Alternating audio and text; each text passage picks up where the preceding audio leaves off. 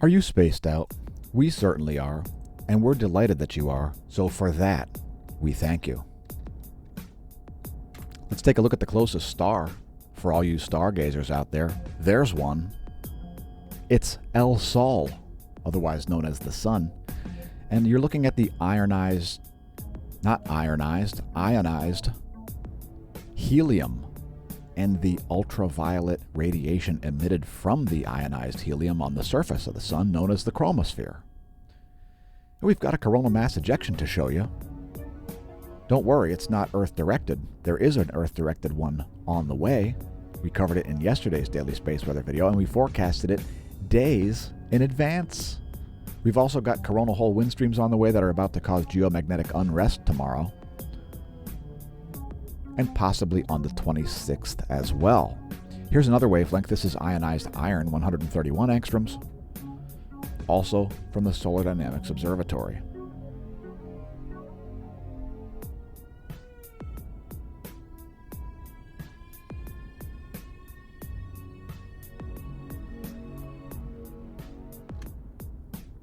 Here's another couple of wavelengths. We've made this one into a composite image. This is 304 angstroms and 193 angstroms.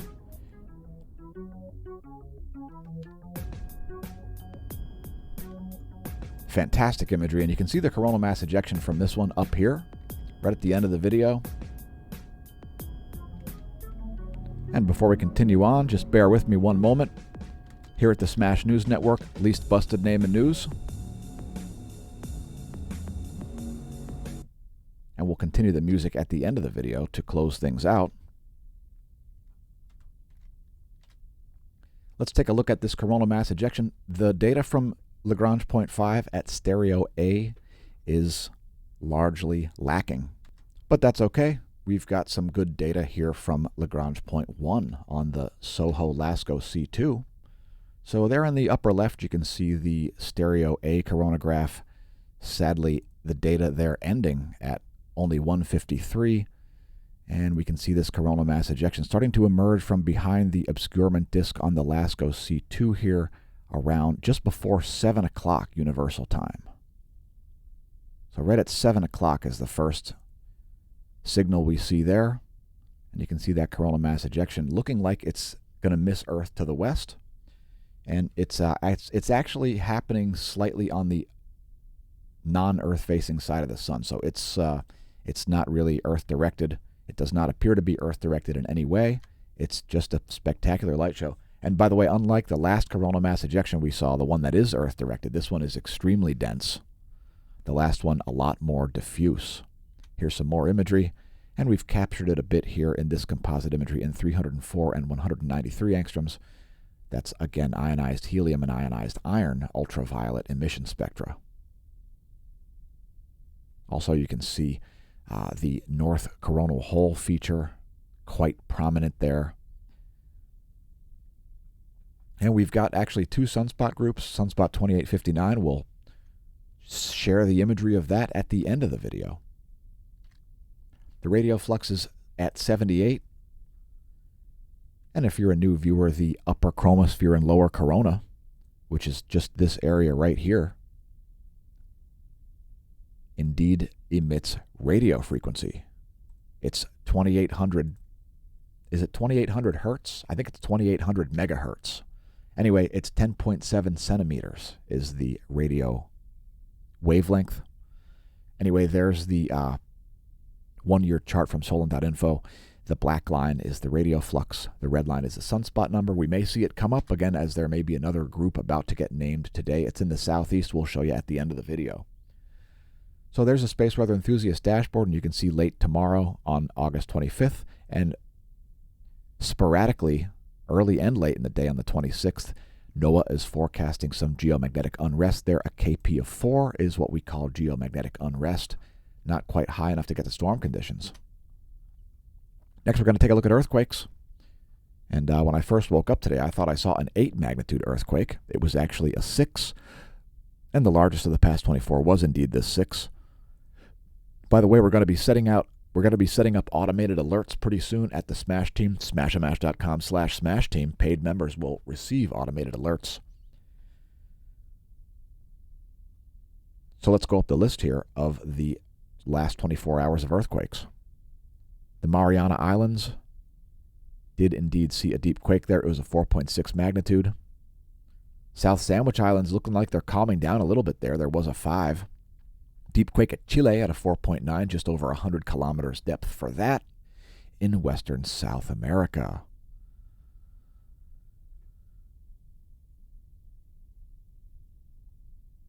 Largest quake of the past 24 hours occurred at 5:37 this morning. That's 5:37 Universal Time. Near the Kuril Islands there, south of the Kamchatka Peninsula, north of Japan. India also saw a 5.1 magnitude quake. Next, volcanoes. And we like to take a break in the space weather every day to check out more terrestrial disasters like Shiveluch, the Kamchatkan volcano that's exploding and producing an 18,000-foot ash plume over the Russian peninsula. Suminosejima in the Ryukyu Islands, flight level 040, it's producing a 4,000-foot plume of volcanic ash. Mount Ibu now with some pretty violent activity here, some pyroclastic flows and ballistic impacts of volcano bombs. Pyroclastic flows and tsunamis are the deadliest things that volcanoes do. 7,000-foot ash plume over Mount Ibu. Dukono on Halmahera is exploding, flight level 070. It's a 7,000-foot volcanic ash plume there. And we're seeing minor ash emissions here reported from White Island, New Zealand. One of the few, the proud, the volcanoes that have killed people in the past couple of years due to incompetence and tour guides' inability to heed warnings. There was a volcano tectonic earthquake on the 19th, and there's a constant glow visible from the summit crater, suggesting the rise of magma with temperatures of 500 to 600 degrees Celsius. Simisipochnoi in the Aleutian Islands, now exploding as well. Minor eruptions are enough to produce a 6,000-foot plume of volcanic ash. Nevado del Ruiz in Colombia has dispersed the volcanic ash, fertilizing the ground around and making plants grow better. Revenador exploding in Ecuador, flight level 150, as it produces a 15,000-foot plume of volcanic ash. And Sabancaya exploding. Intermittent emissions are enough to produce a 24,000-foot plume, sufficient to make a flight level 240. A great reminder to not pole vault the caldera. Please support the channel by pressing like, subscribe, etc. And please don't pole vault the caldera. It could be unhelpful, and we need the views on YouTube. So head to smashamash.com also. Also, thanks to our patrons, largely responsible for making these videos possible. Thanks, patrons.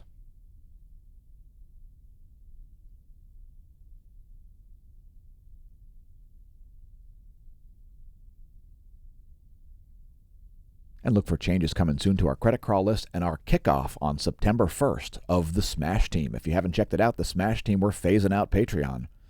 And the official kickoff for the Smash Team is September 1st. The website is fantastic. Shout out to Smash staff for all of her hard work. If you want to check it out, just head to smashamash.com. Smashamash.org will redirect you. You can find our social media there, links to our merch, and so on.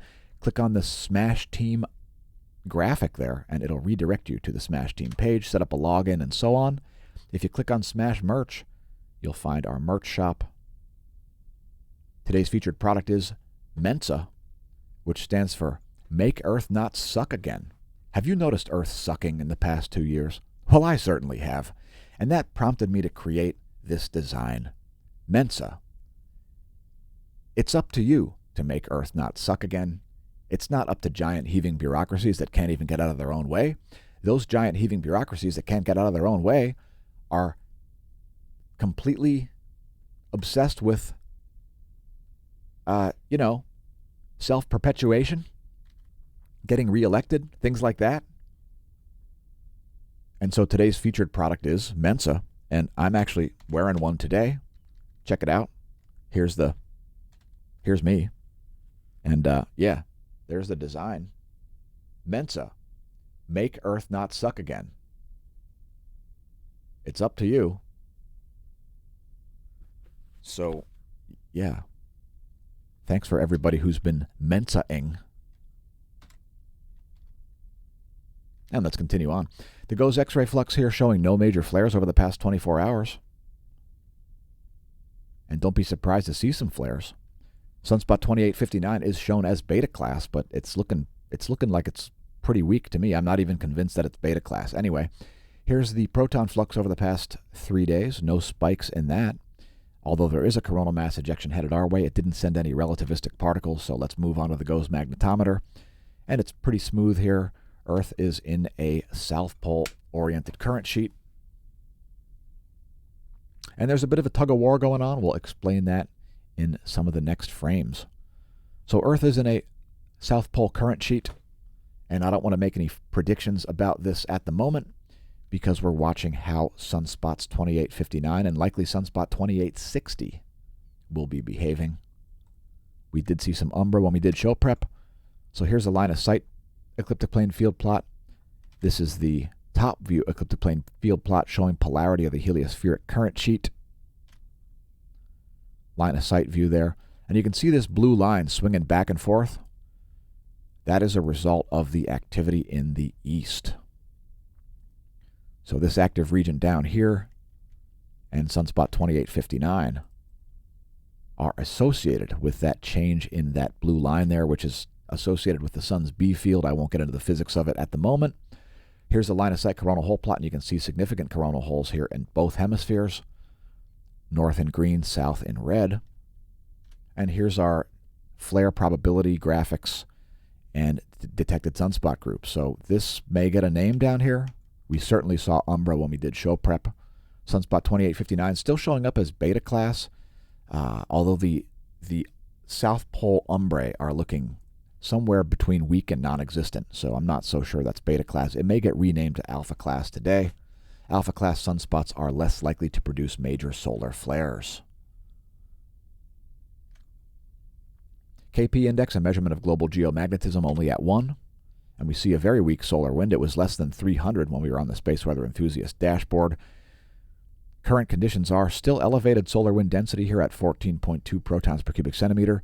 Solar wind velocity right at 300 kilometers per second, a very slow solar wind speed. Next, we'll look at the pressure around the earthly geospace. And this is the space weather modeling framework rendering of magnetohydrodynamic pressure, modeled in nanopascals. Not surprisingly, we see fairly steady pressure here over the past 4 hours. A little higher pressure on the non-sun-facing portion in between Earth and Lagrange point 2. Here are ground magnetic perturbations. Keep in mind this is magnetic flux density, not magnetohydrodynamic pressure in nanotesla. It's modeled by the same space weather modeling framework, though. It's using the same variables to estimate ground magnetic perturbations for Earth's B field, otherwise known as geospace delta B. Small intensification happening there. No major ground magnetic perturbations at the moment. Here's a star chart. If you're wondering where stuff is in the solar system, that's where it is now. And there's where things will be in 1 week. We've advanced the planetstoday.com solar system model for you. Here's a star chart. If you're up before dawn, you may see the moon before the sun rises. And I like to face mine to the south. The yellow line is the ecliptic, which is the path the sun will take across the sky, and the blue line is the galactic plane. Today's cosmology segment's integrated into the daily space weather video. Let's do it. And make sure you check out the other cosmology segments in our playlist, youtube.com/smashamash/playlists. Our forum has a cosmology forum. So first of all, go check that out. You can find a link to our forum right there at smashamash.com. And the forum, you can view it without even logging in. It's a different login from the Smash team, by the way. It's a different website, in fact. smashamash.com/forum. We won't be looking at any random object at the Neil Gehrels Swift Observatory. Today we're going to talk about PDS-70. So here's PDS-70 on the 2MASS. And what's interesting about this is not the fact that it's a star that has a planet forming around it, not the fact that the planet is a Jupiter-like planet that's actually visible, What's interesting about this is that it looks like the planet is actually forming a moon, or perhaps a series of moons, or maybe a ring system. Who really knows? Anyway, here's PDS 70 in optical. And we don't have that much data on this particular one. It's not going to show up in gamma ray, but let's see if it shows up on the all-wise. I like the 2-mass the most, so there's PDS 70 on the 2-mass. And we'll show you a little more on that. The astronomy picture of the day includes PDS 70. Here's a little zoom in. And this one's courtesy of the ESA, the European Space Agency. Pretty spectacular zoom in here, showing you where it's located with respect to the galactic plane of the Milky Way galaxy.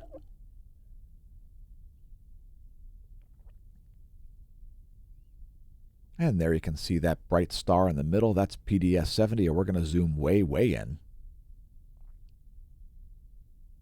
And then we're going to show you the astronomy picture of the day. If you want to see the astronomy picture of the day yourself and read the caption and so on, head to apod.nasa.gov. That's apod.nasa.gov. And there is this protoplanetary disk, and you can see that possible satellite system forming around it. There's the astronomy picture of the day. It's PDS 70, and that's called PDS 70c. That planet. So that's pretty cool. Again, it's at apod.nasa.gov. That's our brief cosmology segment. Again, don't forget to check our playlist. There are over 200 videos in our cosmology segments playlist. No charging hazards here as we move into the realm of electron flux surrounding planet Earth. Here's a one-year chart of the electron flux, and we are at the lowest levels, or we saw the lowest levels yesterday in an entire year. Here's a 3-day chart, and somewhere around here, those are the lowest levels we've seen, so low that they're not even registering below that point there, which is literally 10 particles per particles per centimeter negative squared.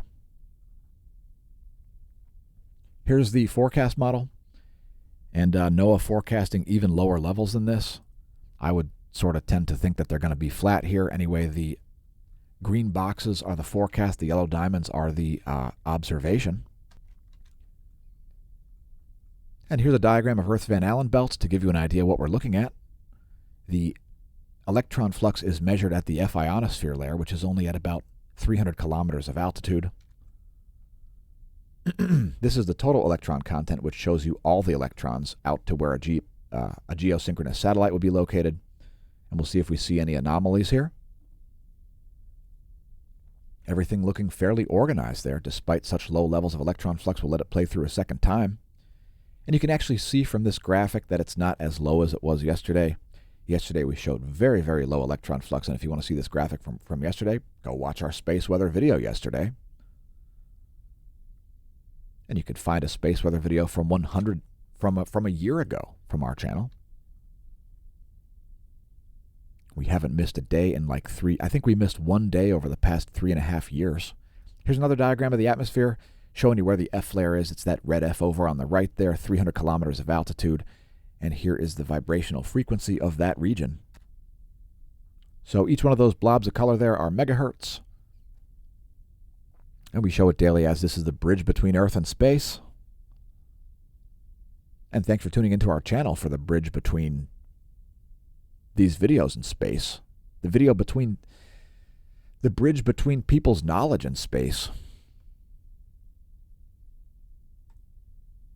Anyway, there's our latest image from 10:15 Universal Time. Things looking fairly normal there. Here's the anomaly. This is the departure from the 30-day median in megahertz. And things are looking fairly normal. Here are some low-frequency anomalies over the Central Atlantic. And, of course, centered around the South Atlantic anomaly, which is now over the South American continent right about here. And there's the latest image also from 10:15 Universal Time. So I like this rock back. It shows you what the current situation is and what it is. It's not very anomalous at all at the moment. It's quite normal. So let's move on to bonus features. And we did another pretty spectacular meteorology segment. Check it out. We talked about waves. Here come bonus features. Starting out with the ground-based solar observatory at El Teide, Spain. So there's that. You can see a bunch of filaments in the southern hemisphere. Sunspot 2859 and possible sunspot 2860, which is at quite a high southern latitude here. So here's 284 angstroms on the NASA GOES 16 solar ultraviolet imager, the SUVI. And you can actually see the sort of the tail end of that coronal mass ejection that we showed you earlier.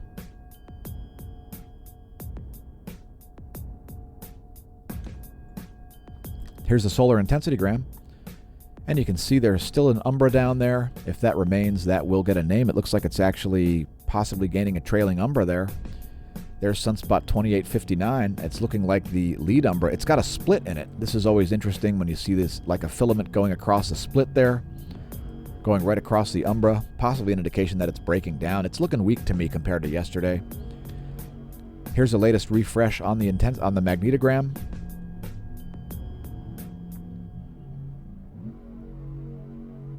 And there's the close-up of sunspot 2859. I don't see the South Pole umbrae there. Let us know if you do in the comments. I don't see South Pole umbrae. Here's possible sunspot 2860, and we're looking at two wavelengths here. We picked 131 and 171. So that could be a new sunspot forming.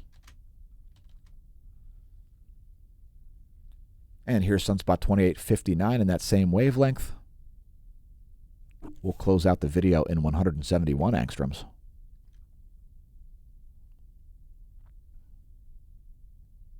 So there's just sort of the eastern limb there showing you both of those active regions. And thanks for tuning in, everybody.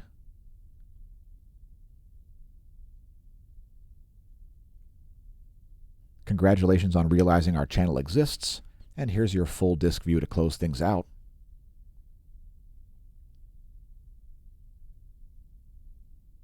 And thanks for stargazing with us. May that solar wind be at your back.